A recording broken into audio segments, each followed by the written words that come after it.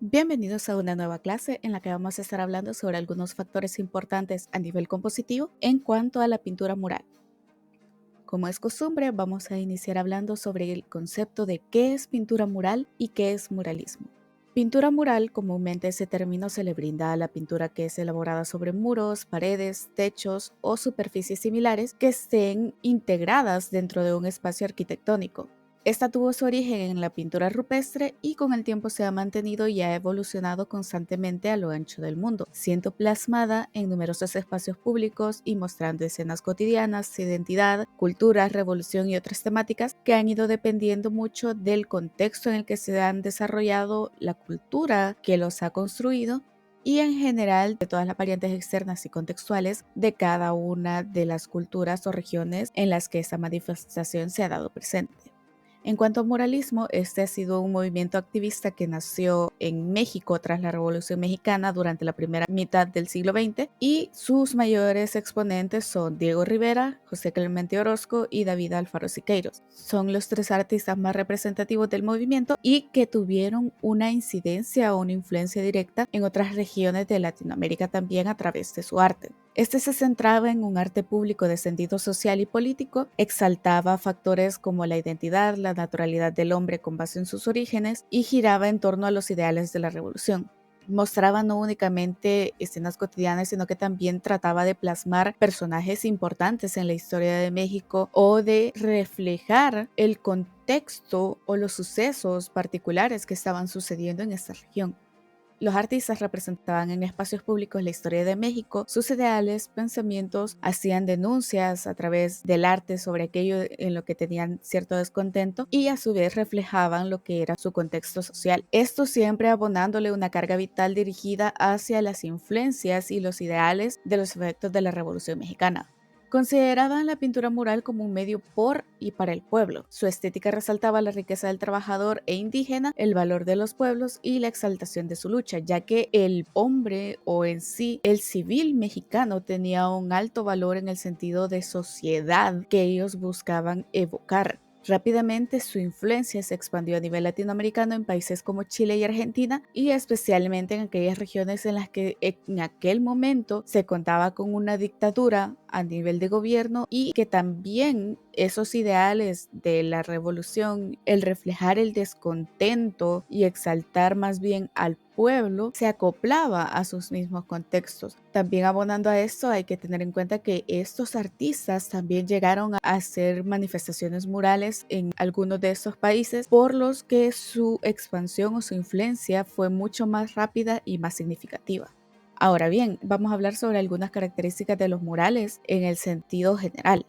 Las características más importantes son la monumentalidad, que es que son obras de gran tamaño que tienen un soporte muy característico como lo puede ser la pared y la tabla y tienen por ende a nivel de su escala o de dimensiones, tienen algunos factores compositivos que también tienen que ser tomados en cuenta adicionales a los que comúnmente se retoman en una composición de caballete o en una de pequeño o mediano tamaño. Luego está la poliangularidad, que es que tiene que tener diferentes planos o diferentes puntos de vista, ya que tiene que poder ser observado desde diferentes puntos por el espectador y que esto no distorsione la visión que se tiene de la obra. Así también hay algunos murales que dependiendo de dónde el espectador esté parado, así es la perspectiva que puede tener o así son los detalles con los que va a jugar su lectura visual a medida se vaya moviendo. Luego está la integración con el espacio, que es en cuanto a su composición, su color, su distribución, entre otras variantes, en el que lo que se busca es que estos murales que están en espacios públicos se mezclen con su entorno o que lo armonicen o lo resalten a fin de lograr una presencia muy significativa en estos lugares y que resulte mucho más vistoso para el público espectador.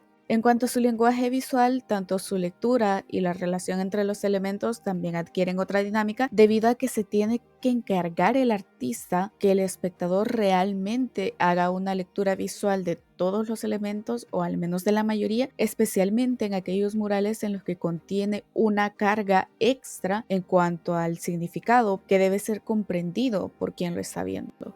Otras características también son el propósito representativo, que siempre será influido por lo que es el contexto específico de la región, el momento en el que éste se encuentre o si hay algún factor contextual particular que esté sucediendo, que haya un descontento social, que esté sucediendo algo que tenga una repercusión histórica como lo puede ser la pandemia, entre otros acontecimientos que pueden abonar a que estos murales marquen o registren parte de un suceso histórico. Luego está el carácter comunicativo, que las manifestaciones más recurrentes siempre se dirigen hacia lo que son las temáticas sociales, políticas y culturales, ya que suelen ser representaciones muy características de los lugares o del momento en el que éstas se están realizando. Y por último, la característica más representativa de esto es que son de carácter público. Al ser un arte que es por y para el pueblo o para el público, siempre están ubicados en espacios de acceso abierto, ya sean espacios abiertos como tal, como lo pueden ser carreteras, como lo pueden ser espacios patrimoniales, como por ejemplo las iglesias, palacios, entre otras construcciones arquitectónicas, o pueden estar en espacios semiabiertos o cerrados, pero que siempre tengan que ver con la estética del lugar o con su integración.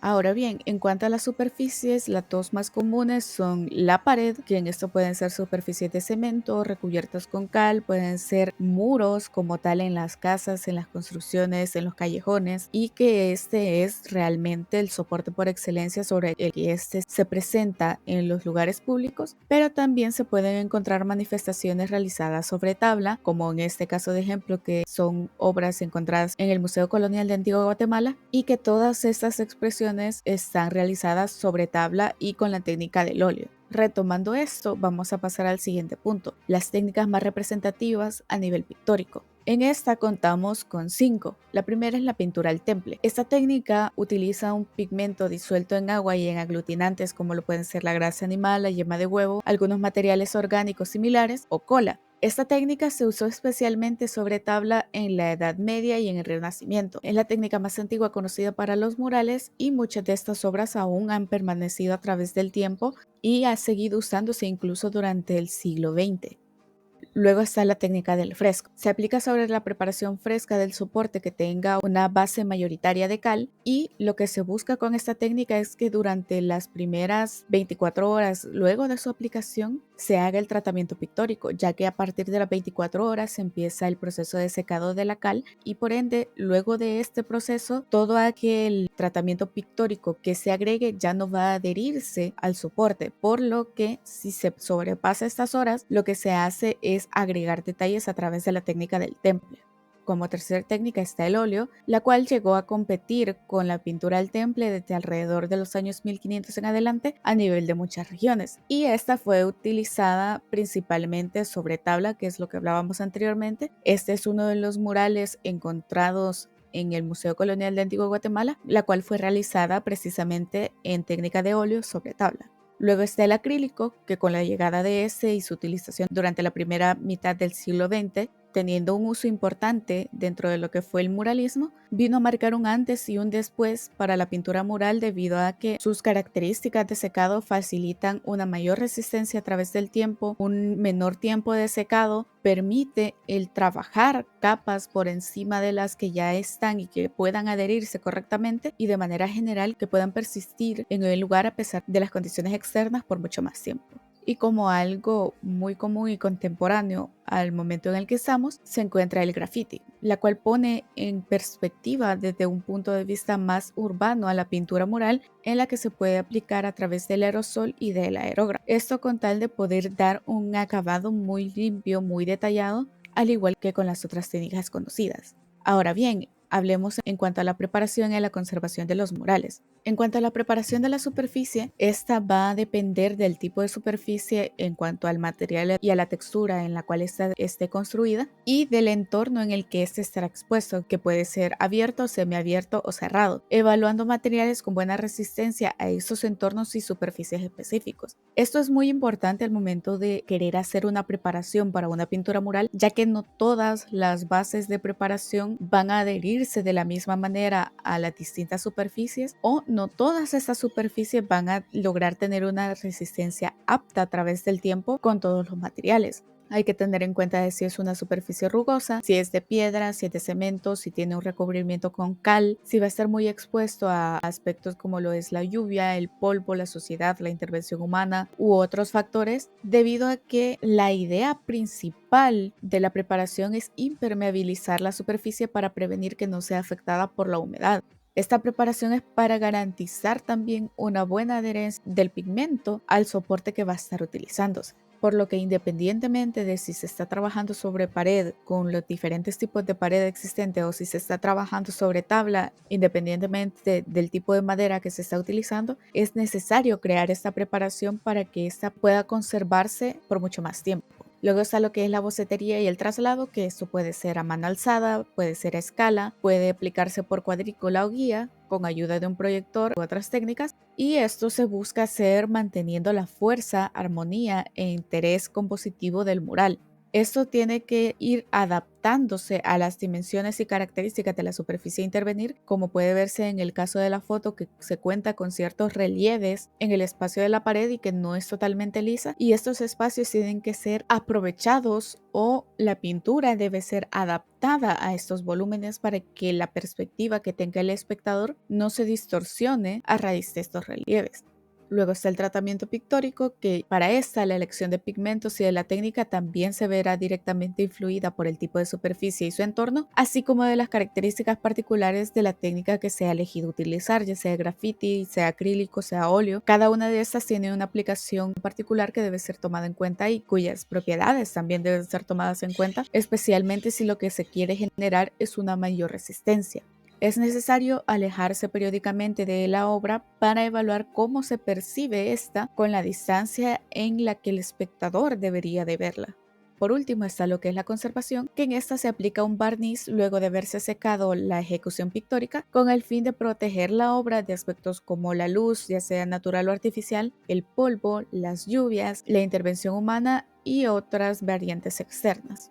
Ahora bien, en cuanto a la clasificación, vamos a clasificarlo según dos tipos de características. Una es por sus características plásticas, en la que esta puede ser una pintura como tal bidimensional, que puede presentarse sobre pared, tabla o cerámica principalmente. Luego está lo que es el alto o bajo relieve,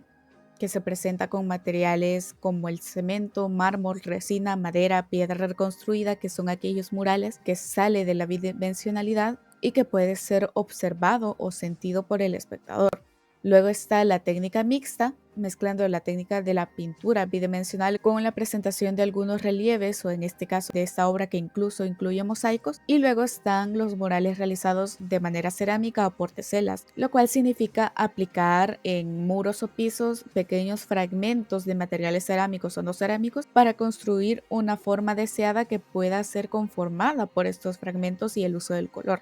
Luego está también la división por su temática, que en esta las más recurrentes en los murales son de índole social, religioso, cultural, publicitario o decorativo. Especialmente durante las primeras décadas del muralismo, pues se puede ver que las temáticas eran muchísimo más de índole social, pero a través del tiempo también ha persistido bastante lo que son las temáticas de índole religiosa, como también ahora es mucho más frecuente poder contemplar murales decorativos que se integren con el espacio, murales publicitarios, que lo que se busca es mantener esa vistosidad para el espectador, llamar su atención y a su vez que éste se integre y le dé un mayor valor estético también al espacio en el que estos están designados.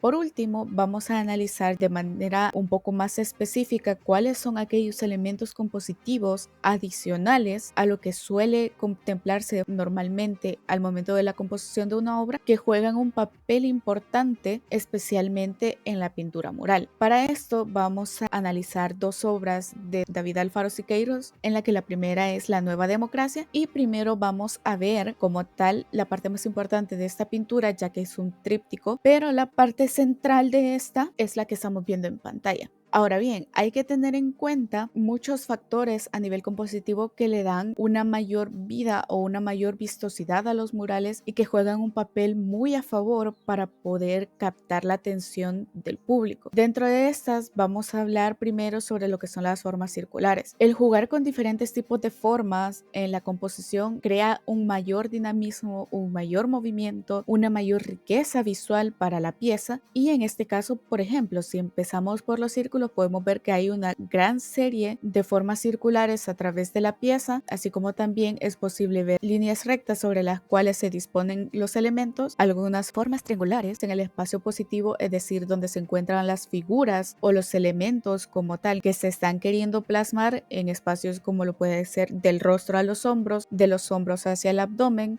los triángulos que se forman desde el rostro hacia los extremos de los brazos, o bueno, de los diferentes brazos presentes en la escena, y a su vez es posible ver este tipo de formas en el espacio negativo. Como espacio negativo vamos a entender aquellos espacios en blanco en los que no hay elementos, pero el proporcionarle una composición planeada o consciente a estos espacios también ayuda mucho al dinamismo, a la distribución, a la armonía y a equilibrar el peso visual que se tiene en todo el terreno de la obra. Por lo tanto, no es únicamente importante el tomar en cuenta la composición de las figuras o de los elementos formalmente dichos dentro del cuadro o del mural, sino también de cómo estos se armonizan o se complementan con los espacios en negativo que se presentan en la misma. Luego de eso también están las líneas de movimiento, que estas son líneas que son más curvas, un poco más fluidas, que salen de lo geométrico y que ayudan a crear un flujo durante toda la obra y que ayudan también a la lectura visual desde un punto de vista más dinámico y no tan lineal.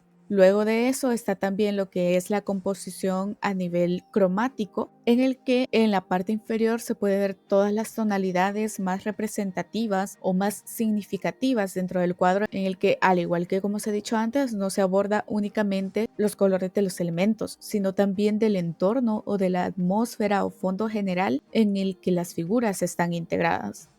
Retomándolo desde una manera un poco más global, la composición de las obras puede verse de que no es algo tan básico, sino que tienen en juego muchísimos más elementos que le dan una riqueza estética y visual a la lectura de las obras y que permite que, a pesar de ser una imagen estática, es decir, que no se mueva del espacio en el que ésta se encuentra, pueda permitir esa ilusión de movimiento, de fluidez, de crear una armonía visual a pesar que sea de manera inconsciente. Y no hay que olvidar el hecho de tener una carga significativa o de contenido que se refleje a través de esas formas. Pasando a lo que es el segundo ejemplo, esta obra se llama Muerte al Invasor y, al igual que con la obra anterior, vamos a ver que existen algunos puntos o algunas formas circulares dentro de la obra, así como también hay líneas rectas, hay otras formas geométricas que también ayudan a la composición, hay esquemas triangulares, tanto en la forma como en el espacio negativo. Se cuenta con una gran variedad de líneas de movimiento que fluyen a lo ancho y alto de la obra y que permite que la lectura visual también tenga esa fluidez y tenga ese flujo cambiante a medida se observan los detalles. A nivel cromático puede verse a su vez la paleta utilizada de manera básica en los elementos más representativos o los colores que sobresalen más al momento de estar siendo vista por el espectador, y desde una perspectiva global se puede ver también la compilación de todos estos elementos en la composición y representación de la obra. Luego de esto, no hay que olvidar el hecho de la importancia que tiene una composición consciente, una composición planeada y estructurada que tome en cuenta aspectos como el entorno, la temática, su contexto, su técnica, su soporte, su tratamiento pictórico y todos los demás factores de los que se ha hablado en esta clase para poder crear una pieza mural significativa, comunicativa y a su vez altamente armónica e integrada con el espacio en el que este ha sido construido. Sin más que decir, nos vemos en una próxima clase.